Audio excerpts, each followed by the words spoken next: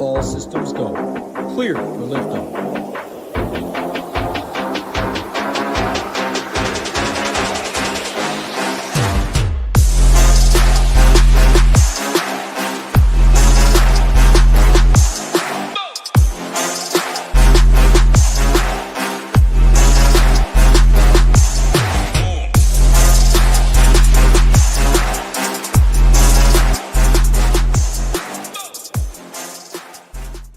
What's up, everyone? Tyler Tamboline here, a.k.a. ToeTagginTambo, back for another edition of our PGA show here on the SHIPIT station. My guy Hoopster here with me as always. I'm going to break down all things Farmers Insurance Open. Hoopster, bring you in. Another field, man. It's an early start this week, though. We got a Wednesday kickoff for this week. They don't compete with the NFL, for those wondering why. So Wednesday, Thursday, Friday, Saturday to wrap this thing up. And we're going to have all our coverage for the NFL stuff Sunday morning, 9:45 a.m. Eastern. Hoop, Title, and myself breaking down the championship, AFC and NFC championship. But Hoopster, what's going on, man? How you doing? Yeah, doing well. Another course rotation thing here on the tour. This one's very clear. One side's much easier than the other. The North plays much easier. The South is kind of like the main course, and it's much more difficult. They each play on. They play on each side once, and then the cut. So for Showdown, pretty big advantage. Obviously, we'll talk about that obviously at length on our Showdown shows. But early start is key, and very smart to not go against the NFL. Some of these other sports haven't figured it out yet. You do not want to go head-to-head with NFL for TV ratings. But the PGA Tour has kind of figured that out and starts this week early. So Wednesday through Saturday, a little bit of a different dynamic. I doubt that it does happen, but maybe a little bit of potential for some overlay. So we'll have to see as we get closer to lock tomorrow. Yeah, we'll check it out. We'll have you all covered and more. We have everything over at the site, shipitnation.com. Bring up some of that as we go throughout the show. We got DGen's notes. Might need them for this field. Been some back and forth arguments this week too. Not arguments, but disagreements, I guess, if you will, about how weak or how strong the field is. What's your take on it, Hoop? When you looked at this field and saw it, did you think, wow, what a nice strong field for this Farmers Insurance Open, or is it still a weak field to you? What are your thoughts? Very weak, man. It's I don't know. It's I just really hope they get something going with the Live Tour. Obviously, it's not going to happen this year, most likely. But man, just imagine if they had the pool of those guys to mix into these events. Just 10, if 5 to 10 of those top guys on Live play in each and every one of these like PGA Tour events, it just make a huge difference. So fingers crossed, hopefully get the chance. But I mean, in terms of DFS, like yes, if you find some guys you like down in the low 7s and 6K range, good for you. You're going to get them at like no ownership, but it like more than I threw out the number and I don't know the exact number, but 60% of the field is virtually unplayable for DFS purposes. It really makes, the ownership go to the top of the field because those are the guys that everyone feels comfortable with. So last year I was kind of making the case where I feel like these events shouldn't be full field events. Like bring the number down. We don't need this many guys. I understand why they do it, but a lot of these guys are just fully drawing dead every single time they tee it up. So I don't know. I'd like to see some changes. I know a lot. The hot topic now is also the pace of play. I'd definitely like to see that. An emphasis on that. I think it worked well in baseball with the pitch clock, just keeping the game moving a little bit. I think PGA Tour would definitely benefit from a faster pace as well. So that's kind of where I'm at. Yeah, we'll get to it here. I agree with you. That's what my takeaway was on it. Just to let everybody know that once in, this is the code. SHIP50 is the best deal we've had and the best deal we'll have for a long time. This is a chance to get $50 off your first month. So you can take the $99 down to $49. And that's going to get you the playoffs for football, the last 2 games coming up this Sunday. That's going to get you through Super Bowl. It's going to get you the NBA, NHL. We've got MMA. I think it's back February 1st. Just had a big pay-per-view, but coming back here shortly. And then, of course, all the PGA stuff that you're here for and listening to, all the tools you'll see us use. I'm going to pull up the Stone today to show that one off. We're going to check out DGen's notes, go through that. Our guy Lee has his course fit rankings, have some good success with those that we found, and then all the other stuff that you would expect, projections, ownership. You can load it into Shiptimizer. That deal is with our optimizer, Shiptimizer. So just check it out if you guys want to there. The field there, I mean, the chat kind of agrees, right away. Ross said weak. Everyone was looking at that, but it's one thing or the other. I know everybody plays the same course, and so, or same courses over the first 2 days. All of us DFS players are playing the same event with the same players. But to your point, Hoop, 88 guys from 6,900 and below, 43 golfers in the 7K range. Pick your poison in that and you could build it. But the good news is we do kind of know sort of where, or at least somewhat, where ownership is going up top and whatnot. So if you can just pick your guys that you want to play, I think you can almost do what you say all the time and just pick your guys up top that you want to play and then get different with some of the guys down below, because you just don't see very many guys getting to that, 16, 17, 18% ownership area when you get to that 7K range and below. There's just no way, because it's overly spread out, right?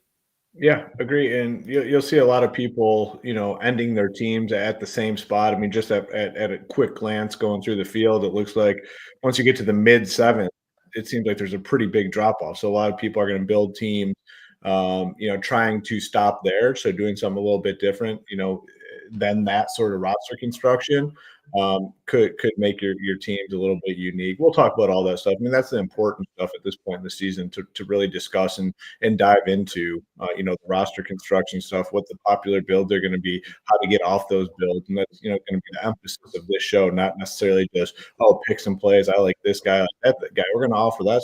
We have that on the website, my player pool, your slate plan, cores, things like that. But the real conversation of this show and the direction we want to go with it is, taking that next step, not just who we like, but how you go about building these teams, the correlation stuff, the roster construction stuff. That's what we really want to focus on here. Yeah, definitely trying to tie that in. I want to show this off quickly just before I'm loading up one thing. I want to see if it'll load for us. But before I do, we usually don't show this off. It is just the rough draft, so I don't feel bad about this. But I really don't know how people go about their week. Again, everybody has their own process. But I like having everything in one place. And I talked about this last week when we did the show about, every site has different angles and options and offerings and all these different things, and good for them, good for us. But the point being, I don't know how you would go about it without having this all in one place. And that's why I love the Stone. So just to show it off quickly so people see it, you've got the golfers, their prices on both sites, their ownership for DraftKings. FanDuel can be a bit of a tricky one to figure out, but we do have the DraftKings projections and the FanDuel projections adjusted for the scoring. You've got your tee times when they go off round 1 and round 2. You've got their course rotation on a week like this, super important, knowing that Ludwig starts on the North course, then goes to the South course. Win equity, top 20 percentage, made cut percentage, and then you get a grade system for their recent form, their event history, and we've even tied our course fit rankings onto the sheet as well. And then it's just price relationship between DraftKings and FanDuel. So if you need weather, you can get the course forecast here. You can download it as a PDF. You can download it and edit it. If you're on mobile, PDF works really well just to pull it up on your phone. So you don't even need to be at a desktop or a laptop. It is best viewed here, but PDF file works without. And then if you want to edit it, I've had some chats with people over the past couple of weeks that say, my bias just gets in the way. Yeah, leave all the color coding and just delete the names up the side and see if you can build some lineups and stop worrying about the names in some cases, right? That's part of it. But anything else you want to add there, Hoop? If not, I'm going to pull up what I grabbed here. Yeah, I mean, the nice thing about this, I mean, it can be used in a variety of ways. I mean, it can be used for a starting point just to go through and look at pricing, see the tee times, that sort of thing. You can obviously use it for very deep purposes as well when you start going in and developing your player pool. Can use it for showdown. As you can see here, we got the tee times, we have the course rotation stuff. You can just use it from start to finish in your process, and that's the key. I mean, it has just everything in one spot. I mean, you could really literally come in here, develop your player pool, start building your teams right off of this sheet, which is makes the process, which simplifies the process. Obviously, we want people to be become better players. That's the whole goal of this is to make you a better player at DFS. This tool right here kind of brings everything together into one spot and simplifies the process for people. Allows you to make it your own too, not just following the other stuff. Obviously that stuff's there if you need it, but with it being the rough draft, I'll just fill in one more thing and I'm going to pull up the dry run. I got it to work today for PGA. So I'm going to pull up a dry run. We can get some ideas, people like that, but there is a tutorial on every page. So if you want to learn a little bit more about how to use it when you're a member, we make that way. The main thing you're missing when you get the main one, if you do sign up, use code SHIP50 to get that $50 off and just pay $49, is we do highlight our pivots, sleepers, and high leverage plays. a lot of that's to do with ownership, not just subjective to say this is a sleeper, as much as the things we're seeing that lead to that on top of lower ownership, good projection still, decent ceiling, all these different options. Then we highlight cash options, high upside, and then for GPP only, like tournament style, non-cash options, we'll look at the chalk and see like our guy DGen, who will be on tonight this week with the early start. So just noting that of who the good or bad chalk is. And then the best to worst is actually, as it pertains towards if there was weather, we would note the tee times for that. So all that's there. You guys can check it out. We're going to Shiptimizer. This is our optimizer so that you guys can see. And I ran the dry run hoop, and here's what we got. A lot of Hideki, a lot of Sungjae, which is interesting because we've got Ludwig Oberg as the top price golfer on the week. Finau's up there, Keegan Bradley, Grazerman, all these guys. And then it gets to sort of what you said. You can see where people are landing, and it's the $73, $74, $100 range with Smalley, Vegas, Stevens, Griffin's a little bit more. But this is the first look. It wants to put 92% Hideki in with just the standard settings that we have on. Yeah, so I mean, the main takeaway is it's going to be relatively simple to play two expensive guys, two guys in the 10K range, and that's probably where a lot of teams go. Like a lot of people are going to be able to say, all right, if I start with Sungjae and then I play Hideki with him, which is, use the example right there. Yeah, I still have $7,300 left. I don't have to go into the 6K range. I really don't have to go super low into the sevens. So I play one cheaper guy. If you find a 7K guy you like, then you're right back to the mid sevens for your last three spots. And I do think that's going to be a very common roster construction, no matter who it is, whether it's Hideki, whether it's Ludwig, whether it's, Finau, Sungjae. Like, I think two of those guys up top will be a very common build, and like the pricing's not great. I mean, I'd like, regardless of the field, I'd just like to see somebody, whoever the most expensive guy, be closer to like that 12K range or 11.5 or something like that, keeping these guys under 11 and having this weaker field just going to push a lot of the ownership to the top. So I do think overall roster construction thoughts right out of the gate is going to be a lot of guys, a lot of teams that start with two guys in the 10K, regardless of who it ends up being, because it does look like a little bit of a drop off when you look at the names going from Sungjae to Keegan Bradley. Even like it's only $100 difference on DK, but a lot of people in their head are going to say, man, those guys should be priced far apart. So I think people do see a different tier here with the 10K and above option. So yeah, this indicates it, and I think it does end up being true where a lot of teams are going to start with two guys 10K and above. Yeah, I agree. And I think there's a couple of things you have to make a decision on, because like I said, it's not also, obviously it is, I always say it's not who you play, it's how you play them. In the end, the result is it's who you play, because you got to have the guys that come through. But just looking at it from going in when we don't know the result or what that final puzzle does look like with the results of the slate, it's like you said, it doesn't matter if you're going Ludwig over Hideki here, or if you're going instead, I'm going to go Ludwig and Will Zalatoris. Like that may be a common build as well. It's just somehow and some way people are getting to this. So I think the biggest decisions when you take these guys out, because just to show it, I guess I'll leave it for 2 seconds, that puts you right in the sweet spot of 7,300, where if you sort by value on the slate, Smalley, Vegas, Stevens, Hodges, England, look at all these guys in that range. So it's just going to make a match made in heaven of these people just falling together, these golfers falling together into these lineups. So you have to evaluate it, I think, when you go back by price for a second and decide what do these 9K guys mean to you? Because if Lowry, Thigala, Day, some of these guys are getting low to no ownership. Grazerman way up again at 97 after a good week at 92. Keegan right there with Sungjae. So if you're seeing these guys and not valuing them, then you're going to have to start here and get different down below. But if you can move past these guys and go to these guys, or maybe a couple of these guys and then an extra pay up, your next decision will come later when we get down to how much do you value the real quote unquote values of the slate, because they rate out the best based on their projection and point per dollar, versus I told you there's 88 golfers in the 6Ks. Sure, 50 of them you can probably throw out the window, maybe even 60, 70. But the point being, there's definitely options here in the upper sixes that, Suber played good till he didn't last week. We've played Shank, Phillips, Lanto Griffin, Joseph Bramlett, Adam Svensson, low sevens. So there's a lot of guys you could go to down here to be able to squeeze somebody else in the top hoop. What is your thoughts here on these four golfers?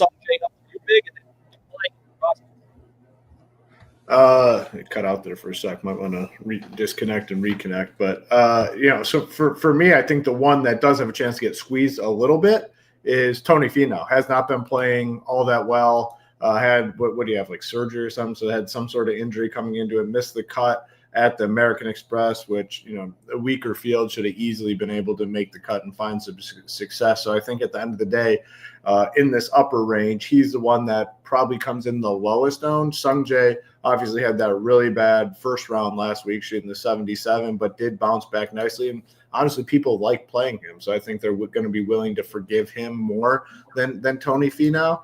Hideki has been pretty solid. Won the Century, obviously, and then the T16 at the Sony. And then Ludwig up top, just appears to be the best. And this course seems to just should fit him very, very well. For me, he's probably my favorite up here. So if choosing anyone, it would be Ludwig, then probably Sungjae, then Hideki, and then Tony Finau. I'd kind of rank them in that order. And it's probably the order of ownership. Jeez, we're getting crushed today on all fronts. Now Hoopster's gone, so we'll have to see if he hops back in here. We'll roll it one for now, and I'll click it back when he comes back. Hopefully my mic is good. I was just about to check it with him, but if you want to let me know in the chat, just make sure it's all good. One thing he was talking about there was with Ludwig, and I will note that there is some interesting ways to go here. First of all, I do think with our projections and even with other projections out there and just sort of what I'm hearing from people is there still is a lot of love for these other options with Hideki and Sungjae. Is my mic back? I know you're back, but are we good? We got some technical difficulty. The kids are home from school for a cold day, so I'm sure they're using up all the internet over here. So I'll just finish up what I was saying. 10K and above, like I prefer it's Ludwig. I don't know where I cut up, but Ludwig, Sungjae, Hideki, and Tony Finau is my initial ranking on those, and that's kind of the rank of preferred ownership probably for me. And with Tony Finau, I don't know. What are your thoughts on him? I'd almost be fine not playing him this week.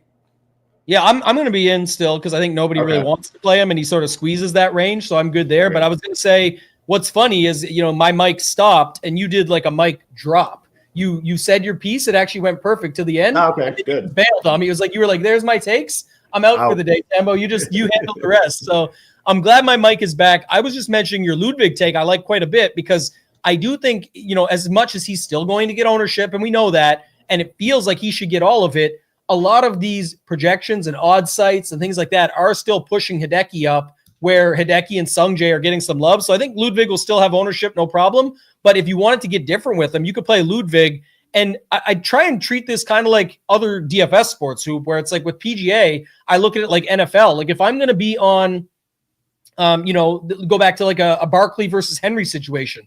If I'm going to be on Lamar Jackson, I might be on Barkley with him instead of Henry. If I'm going to be on Jalen Hurts, I might be on Henry because I want to flip and play. If I'm on this quarterback, then maybe it's the running back that takes the work. If you're agreeing that this 10K range is still better than this 9K range, and you think Ludwig is the guy up here, then you could take Ludwig and just skip the nines altogether instead of trying to pinpoint who the guy that you want to get right is, and then hop down some of your guys that you've talked about in the past, but Mav, Pendrith, Homa, Clanton, Siwoo, Rye, like there's definitely guys in there that you could play. And if these are like a couple of your favorite, I'm not for you, I'm just saying somebody else that's watching, like Mav and Pendrith, this is a pretty good start to a lineup, and you have about 7,200 left. Yeah. Versus most people have two 10K guys, have no 9s or 8s. You now have a 10K with two high 8K that probably could be 9K guys. So I don't hate builds like this, just looking early on, and that's kind of as far as you need to go sometimes in single entry and stuff. Certainly, and I agree, and I like that sort of build, I think, this week as well. I mean, people are going to look at that 9K range and see a drop-off from the 10K range. They're going to look at these guys in the 9K range and say, man, these guys are nowhere near, Ludwig or Hideki or even Sungjae, but you get two of them. You get two chances basically for the price of one is how I view it, so I do like that. And by the way, I didn't get to my rant right out of the gate, but they all had Sepp Straka last week. Are you surprised? They all had it again. Every single one of them.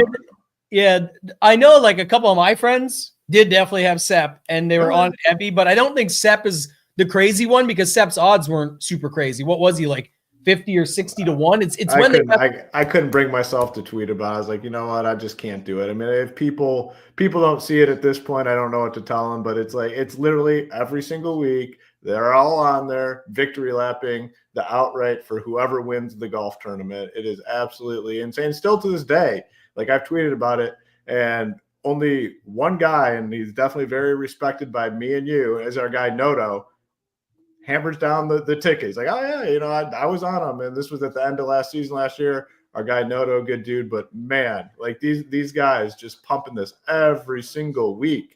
Like it's tough, man. And again, it should be easy. Like I can just unfollow or mute and not have to see this shit on Twitter or X, whatever you want to call it. But man, it is tough to endure. And you know it's coming though. Like every single week, like you know it's coming. Whoever wins the golf, it's usually around 6 Eastern when these golf tournaments finish up. You know, you're just getting the influx of, oh gosh, another outright. I hit it. These guys should be the richest motherfuckers out there. They should be the richest dudes out there hitting golf outrights every single week. Every single week they hit it. Why are they like grinding out content if they can hit the outright every week? That's my new question. Let me ask you this, because now that we're on it, we just got to run with it. We'll go, this is a bit, but it's turned into something else. So I got to ask you this. So what is the bigger issue for you? Because these guys that you're speaking of do put out their cards before the tournament starts. Not all of them.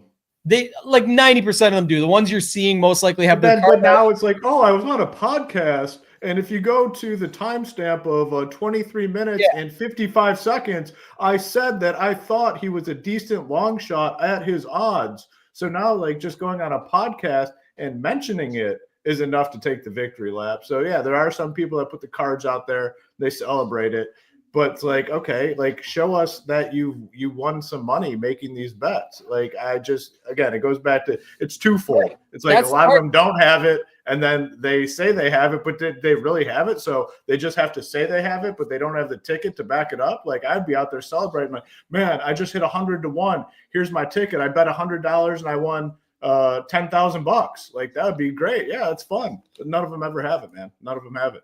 Yeah, I do see. I saw a couple posting it, and it's something that I don't even hang out with or talk too much. But I will say, to your point, yeah, like they'll put the card out, but did they actually bet it? That's the question. Seems like that's always like what you're mentioning is like, okay, maybe. Even if you did have it out there, where's the ticket? Like I don't want to drag you into this though. I mean, it's a lot of. I mean, you're friends with a lot of these guys, and that's cool. I'm always curious. I mean, you don't even have to respond when I go on my rants. You can just like, all right, here's hoops time. Let them go. We'll get back to the DFS side of things. Like you don't have to get involved. Like you definitely don't need to. I'm industry friendly, man. I just like to know what's going on. I like to get the takes, and I hear what you're saying. And that's what I said. I think some people do it. Obviously, it's tougher in DFS. We can't be like, oh man, I got everything right this week. Well, did you win anything? And then we are posting it, but it's funny because we'll take shit the other way where it's like, oh, you don't post everything. You don't want our damn tax return on there sometimes or something. So I get it from both sides. I was more curious what the follow-up was, but moving on, we'll go to the 9K range. The chat was kind of hating on it, I think, a little bit, but the 9K range of, the Lowrys, the Thegalas, the Grazermans, the Bradleys, what's your take on the caliber of this 9K range and how you think they can perform here? I'd probably like it a little more than the field, and in terms of ownership, again, where we think a lot of people go to the 10K range. There's some names that stand out to me. I think like the Will Zalatoris situation is very interesting. I'm glad that he actually has a real price at 9,500 because to me, I think he's going to turn the corner. I mean, obviously had the injury. It was a rough last year, but starting to see some solid signs here. And he's a guy I want to be ahead of the curve on, opposed to waiting to see like, okay, he's top 5 now. Let's get back on him. That's when everyone's going to get back on him. I think it's a good opportunity to get on him early. I think he has a good season. He's obviously grinding. He's playing all these events. So I am interested in him.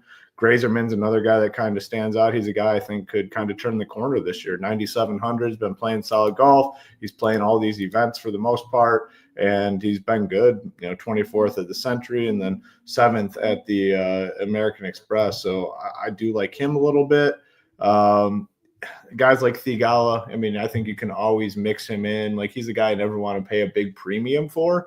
But 9,100, a lot of boomer bust stuff. He hasn't been great lately. somewhat interested. But the two names for me definitely in this range that stand out as plays is going to be Grazerman at 97 and Zalatoris at 95. I mean, that's both those guys, I think, have the chance to do some damage this week. Yeah, the chat mentioned it a little bit. I think Willie Z is definitely steaming up. Like, people are interested. The starting lineup we talked about earlier, regardless of who the first guy is, it's, the second guy can be Will Zalatoris quite easily. So I think that's fine. It lands you in about the same range. Tons of ways to get different with it. Doesn't mean go away from it. It's just an example to show you. I do like Jason Day. I thought he would be a lot more popular here. He played great last week. He crushes it at this course. It seems like because there's enough love for the guys above him, including Zal, it's going to take away from Jason Day. So we'll see how it all shapes up as the week, so I guess the week ends early. It ends, tomorrow morning before things happen. But still, this is just something to keep in mind. So him, and then Thigala being right there as well is another one who's interesting, because usually we like him. It's probably just the best buy pricing. The fact that he's not best buy pricing at 8,900, he's 91. So it kind of throws it off a little bit for the range that he's in. But I'm always interested in him and taking a shot on him in Cali. I'll be interested in Thigala there at the bottom too. So, Day, Thigala, and then I'm more interested in this upper 8K. So I already mentioned Hoop a couple ways you could do it, but just going back for 2 seconds, even if you go like your Grazerman, Zal, you can get another guy in. Like, you could get a Thigala in, and you still end up in that same 7,300-ish range. And that should be different. I mean, and it definitely should be different, because again, I do think a lot of people start somewhere in the 10K range, whether it's Ludwig, Hideki, Sungjae, or even Finau. I think a lot of people want the perceived security of one of those guys. Yeah, I think that's going to be the case where, Zal's most often going to be the second with a 10K, or the first guy in a balanced build, versus if you do something like with Keegan or Grazerman here, you like Grazerman, you end up putting him as your second guy in, but not with a 10K guy. So it makes it a little bit different that way also. So I think that's another one to look at there. You had some, back and forth takes. We've only done a couple of these shows so far together this year, but the 8K range, the 1 week you liked it, the 1 week you were off of it. So we got to get your 8K range takes. Before we get those though, I will say, where's Johnny, man? He might be onto something here. We got the food segment that we do at the end of all the football shows. We may need to get a Grind My Gears segment where you can tell us what really grinds your gears. Yeah, I could add that to the list. But yeah, in regards to PGA, I mean, you guys know what my segment's going to be every week. You can count on it. We got that one. Yeah. All right. What is that? Yeah, like Go Collect's hearing it now too. I was hearing it. Well, again, the kids are I gotta go handle this real quick. Hang on. Hey, you gotta talk for a second. Now you're good at that, so it should work out well. It'll work out just fine. Yeah, this is great. I'm telling you though, while you're working on that, this is what I was hearing. I was about to just shut it all down and wonder what the hell's going on, because I was hearing like faintness in the background of like kids playing. It sounded like just running around or something. I don't know what was going on, but yeah, we're back. So 8K range for me, I'll hit on it because I said it beforehand anyway, but I do like these guys. I know they're going to be owned. I know Pendrith will come with some ownership, but it's just the different builds. Like I said, if you're not as high on these 9K guys, you could get 3 of these guys in: McNeely, Pendrith, Homa. You have almost 8,000. So now, you're going above. Let's say you pick your spot up here, just randomly, someone like me picking a Sungjae. You're at 6,900, give or take, 6,850. There's tons of ways you can play this. And this is what I was going to talk to Hoop about, so I'll repeat it when he comes back in a different way. But I guess just to show you guys quickly, the reason I like this is because what everybody does is when they land here, they immediately run to 6,900 and go, okay, Bramlett, this guy, done. But this gives you different ways you can handle it, right? You can play the two $6,900 guys. You can play the mid-range 6K guy of one of the guys at 67 or something that you like, and then be able to still get one of the 7K guys that we talked about. Or you can play one of those value plays where most are playing 3 of them and be able to drop down to $6,400 where you're getting somebody there. So just little things like this that I look at when I land there. You got us, Hoop, or what's going on over there now? Dude, kids, man. I mean, just kids are just always interesting. It's like, so they're off school because it's a cold day. It was -5 or something. So they're off school today and tomorrow. Trying to get him to do something all morning. Go play this, do something in the house. So she thinks it's a good time to finally go downstairs and use the karaoke machine right as the show starts. Right? singing. I said it. It's like you're running around or singing or doing singing. something. Yes. As soon as I start the show, she's ready to go do something and karaoke. Blasting the music in the basement is the best option right as we're starting the show. So it's still going because I just. It's definitely still going. Yes. Oh man. Oh geez, this is absolutely unreal, man. Unreal. So yeah, go ahead on the 8K range. I just talked my thoughts through it. Wanted to show a little bit of roster construction with it. I brought it up at the end. I'll let you go first, and I'll kick back to it. But you talk about these 8K guys first. Yeah, definitely somewhat interested here. I guess more than somewhat. Like McNeely, I don't know. Like I could be sold on him, but definitely Pendrith. Pendrith is a guy I want to be on more times than not. 8,800, I think, is a fine price tag for him. Max Homa is an interesting one. I mean, another guy that had a pretty shitty season last year. 8,600. He has had success at this course. A guy that I think probably plays better this year than he played last year. And he could easily be in that 9K range if he was playing at least like halfway decent. Luke Clanton, 8,500, I think is fine. Another guy I want to be on more times than not. Missed the cut last time out at the Sony Open, but I think he's fine to go to here. But another name that definitely stands out, a guy that's been playing very, very well and is the cheapest in this range, is Bo Hostler, 8K flat. I think it's a course where he can definitely find success. I'm very interested in him. So like Pendrith, Homa, Clanton, Hostler, I think totally fine guys to go to. And then, the question is, a lot of times in this range, can you start here? Can you go balanced? And this week, I don't necessarily hate it. I think there is win equity in the 8K range. Like we don't have all the heavy hitters up top. So like if you go Hostler, just the four I mentioned, Hostler, Homa, Clanton, Pendrith, 8K for 2 more spots. So I think this is a week where I'm okay going the balance route.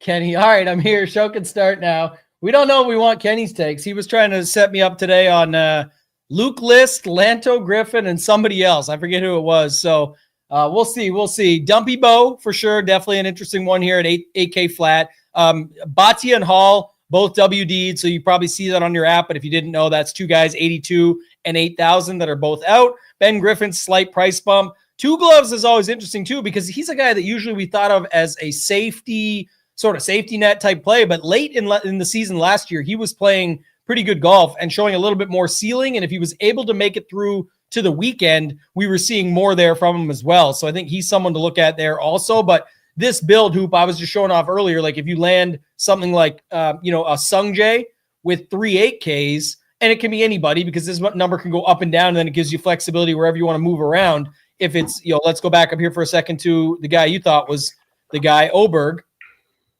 You're down to 6,450. Again, most people just plug in 2 64s. You can change it around some. Maybe instead of the Pendrith chalk, you go to your guy Dumpy Bo, who you mentioned there. Shout out to our guy DJ, and he'll be on tonight. Bo Hostler gets you to 6,850 again. This is a prime example of everything I just had. That's a 2v2 off of it. A lot of people I was saying go to 2 $6,900 guys. You can't, but like 68 and 69, and they round it out because they assume, I see this much left. I got to just go spend exact.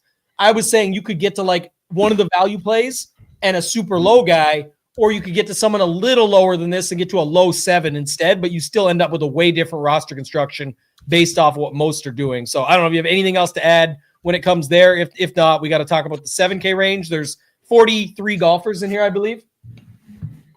Yeah, and again, it's a range where I think it's kind of similar to, that karaoke machine might not make it through the show. That thing is on the verge of getting absolutely snapped in half. Disaster. I think it's somewhat similar where, the names look so appealing up top, and then they might fall off a little bit. But I think there's plays all throughout this range.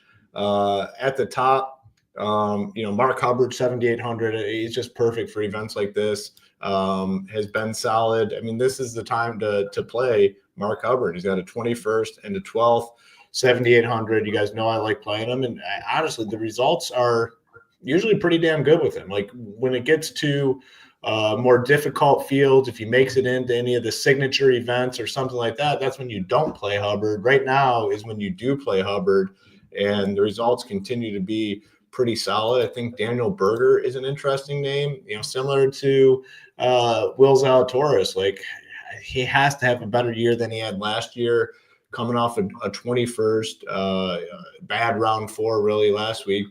I'm kind of good with him at 7,600. This Mahler, is that how you pronounce it? Mahler? Muller, 7,600.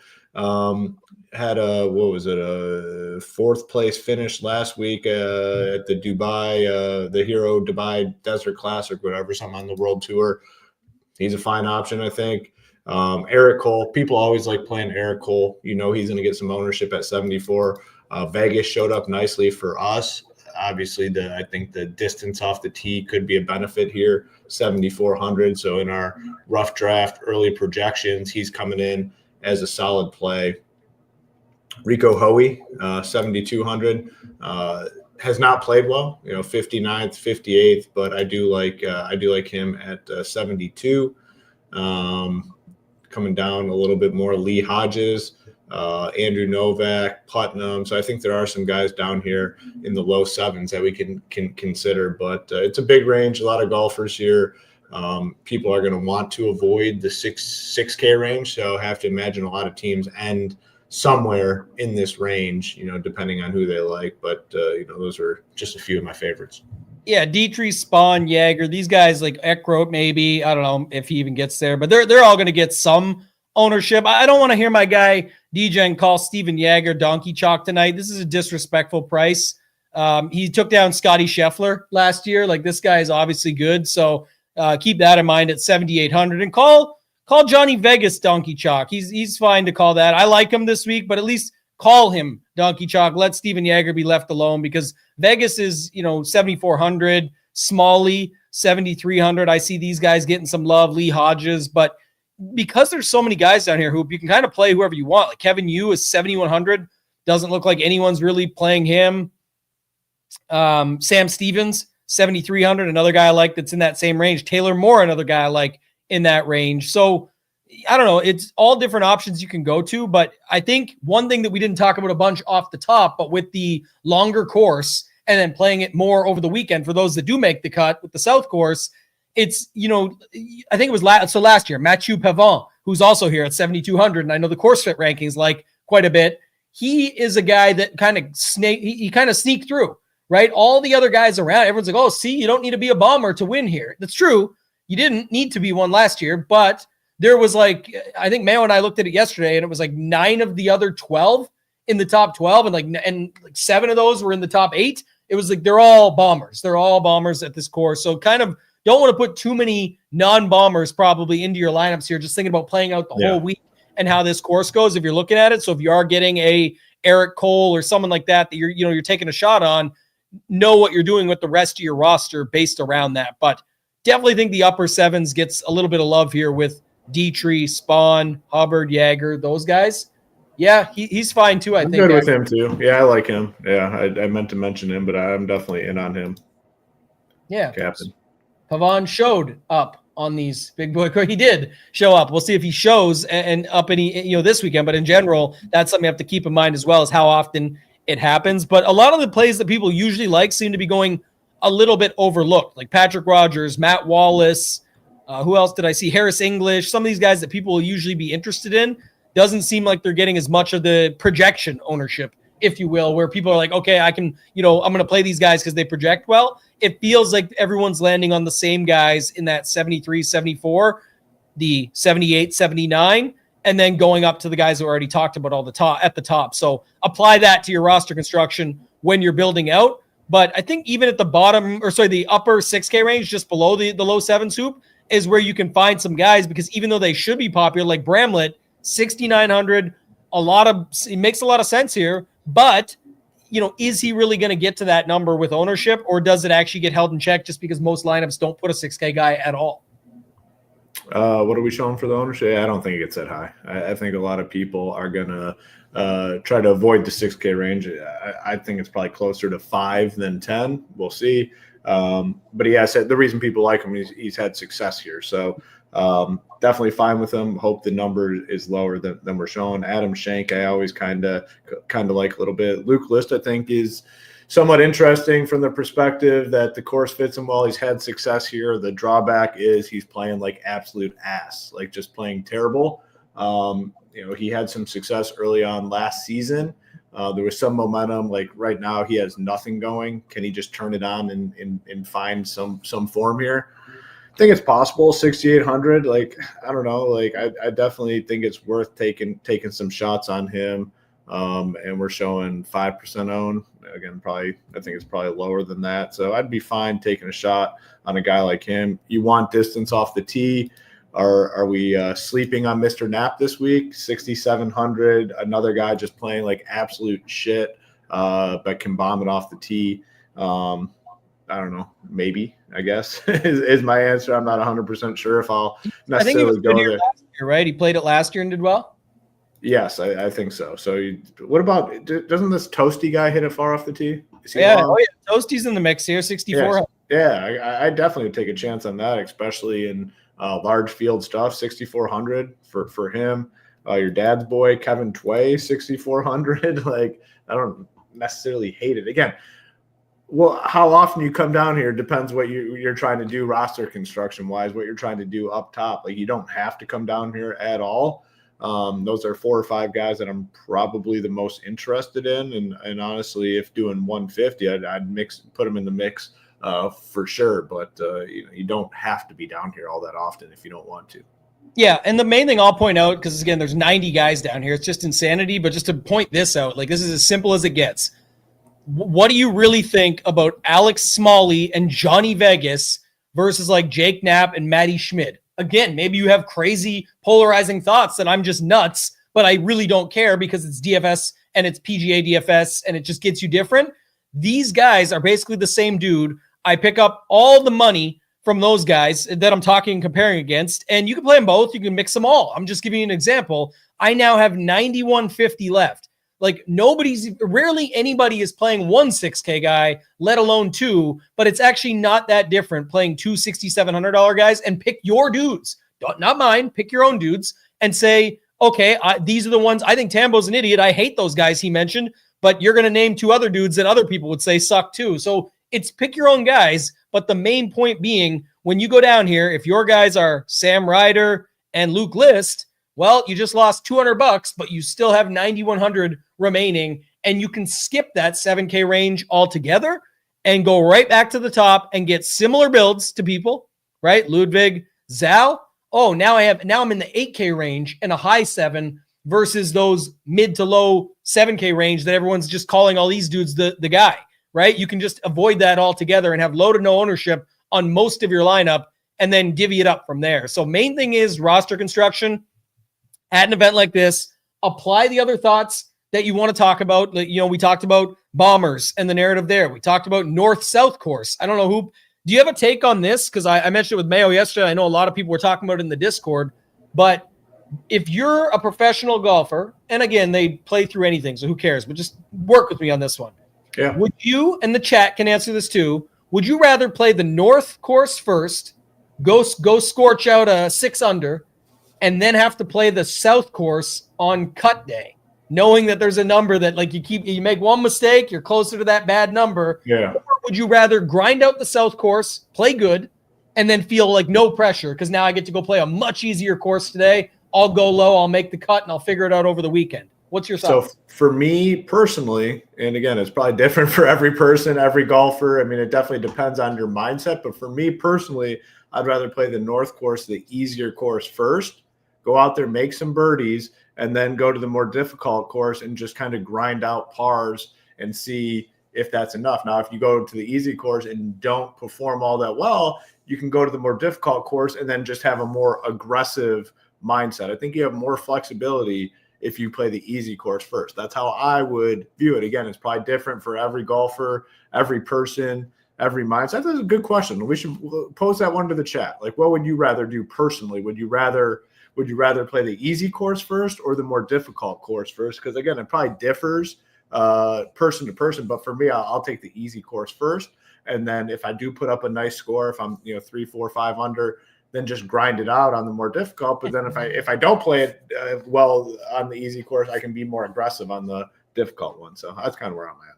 And I'll wait for the weather takes tonight. Once DGen pulls out the weather, we're obviously poors. We can't afford it. He can. He's got the good stuff over there. But I am curious to see the takes on the, how that applies with it. Because right now, Wednesday looks pretty solid across the board. Don't see much. Remember, it's starting a day early.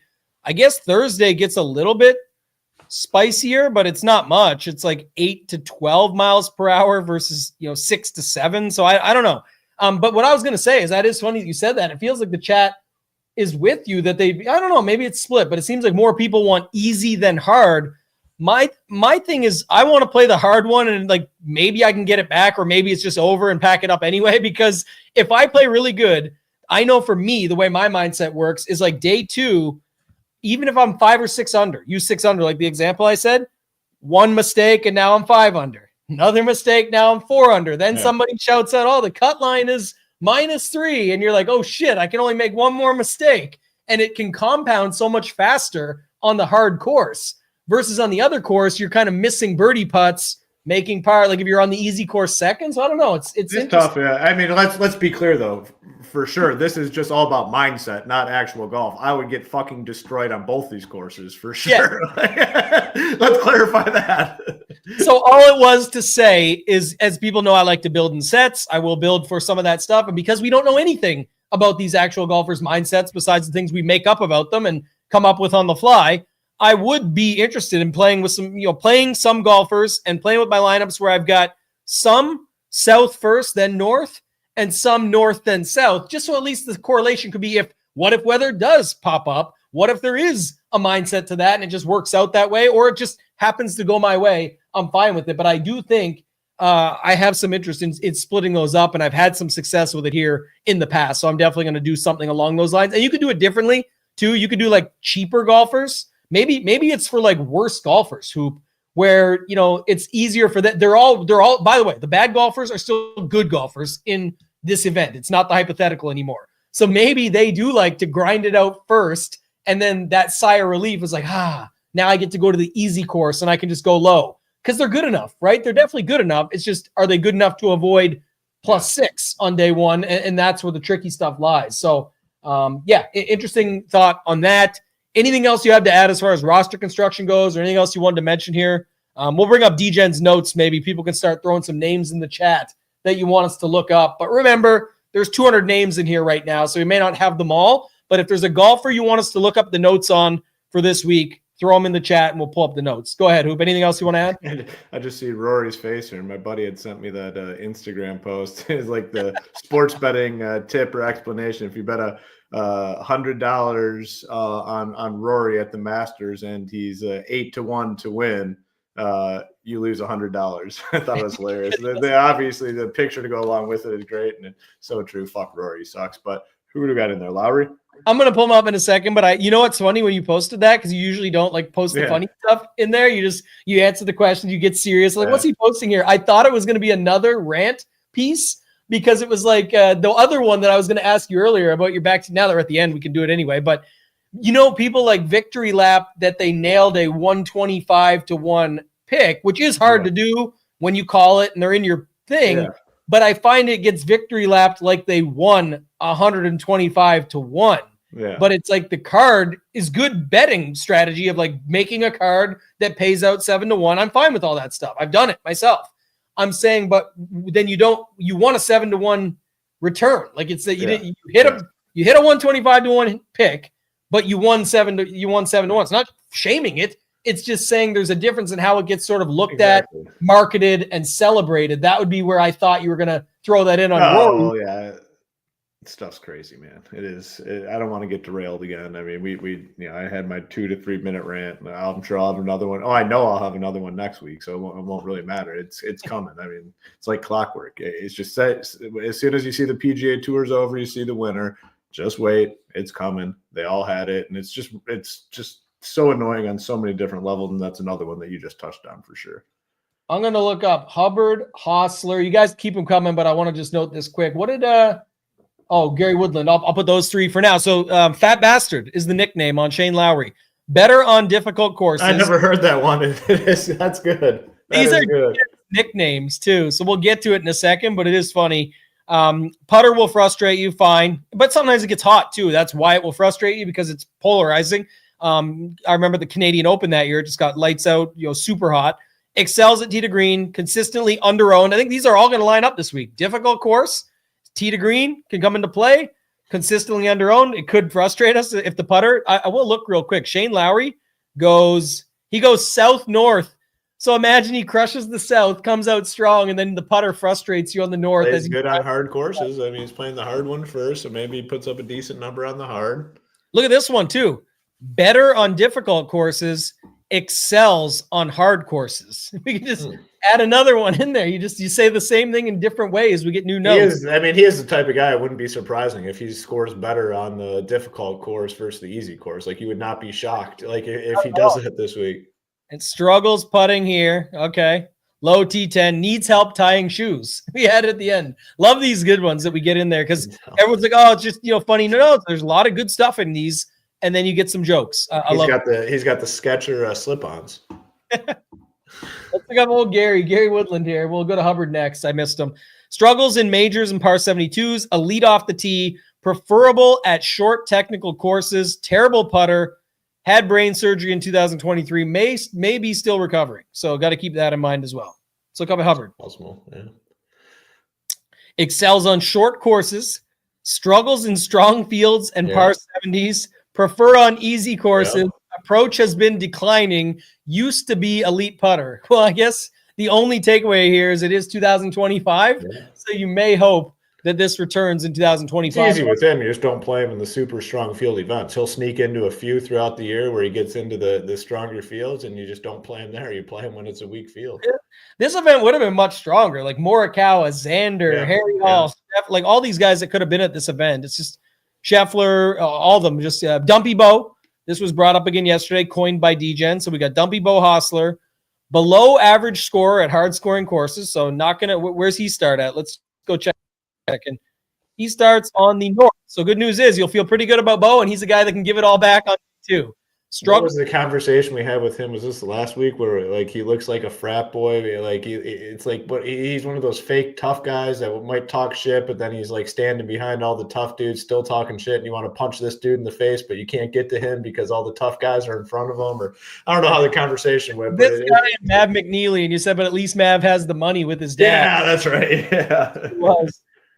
Good on resort courses. Avoid when high price. He's below average price this week at least. Streaky week to week. Not elite, although some think he is. Yeah. And then do we have any of these other guys? Do we have Carson Young? Let's see. We do. Carson Young struggles on hard courses. Recovers well on missed fairways. Better on island and Paspalum. Better struggles on Bermuda. Potentially rising car. Even possibly rising star. You get it? He's a rising car. I see what he did there. Okay. See what he did there? Better in easy fields. So doesn't seem great. And also I like him better when he's in fields with Cam Young, because then he gets excited to be the best C Young. So we've got that. And someone else, I don't know if we'll have Goddard up. Will we? Wow. These notes are getting good, man. Scores well in easy conditions. At his best with average greens. Struggles with small greens. Mashes it off the tee. Great play at Birdie Fest. He is 6,500 this week. I definitely like me some Goddard up. I'm taking a shot there. The stone doesn't hate him, and he's a south-north guy, so he could start, just grind out that south and then just let him mash away and go low on the north. That would be the way to get it done for me. The chat really wants Rose. Let's get a little Justin Rose action in here. See what we got with him. Excels on short courses. Great in round 3 scoring. So if he makes the weekend, let's see. That's another thing to look at too that I always kind of like is, Rose, who is 76, he plays north-south. So one thing about these types of little tidbits and things I look at, it doesn't always work, but it's a way to keep it in mind. But let's say he plays good in round 2 on the stadium. Well, he's going right back. If he makes the cut and ends up getting through, he's playing round 3 and 4 on stadium course. So he's right back through, not stadium, south this week. I was thinking last week with Nicholas La Quinta. But anyway, stadium, he plays on round 2. So he goes right back out into it on round 3 and can correct his mistakes, get better at whatever he missed on, things like that. So keep in mind this, and I'll show you a little extra in a minute, but struggles in Bermuda, game may be slipping in old age. Occasionally can put it together in showdown. So maybe that occasion can be round 3 if he makes the cut this week. But this is another thing. you could just type in round 3 and you'll see it's somewhere in their notes.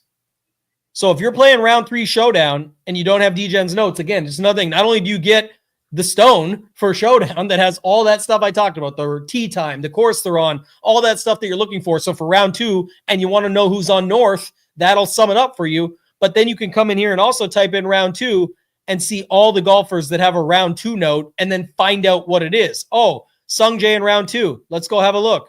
Weak in majors and in round 2. Well, let's say he's, let's go back. Let me just put some previous thoughts together. Sung Jae plays south and then north. So let's say he grinds out south and is doing pretty good. He's going to be super popular in round 2. And I know he's on the north and you can still get away with it, but I'm saying if you were looking for a pivot option, you can look at things like this and see, well, he hasn't been so good in round 2s long term. And, it's fine. Everyone's going to be on him today. So I'll take the shot and just fade the ownership. But yeah, lots of different things you can do with these. I think that's all the note requests. 55 minutes, Hoop. We did it in under an hour. Anything else? Any final thoughts from you before we get out of here?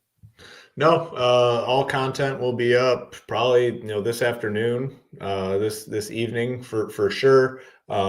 Showdown stuff will be big, specifically in round 2, because people will play guys on the difficult course. So we'll have all content up for round 2, obviously, as well. Looking forward to this week. Make sure, obviously, to tune in Sunday morning. We'll be covering the 2 NFL conference games, myself, you, and Title, normal time, 9:45 Eastern. So big weekend, big week. Looking forward to it. Yeah, if you guys want to get in, like we said, we left the deal on. I know a lot of people want to check out the stuff we just talked about, the other sports, all of that. This is a full month for $49.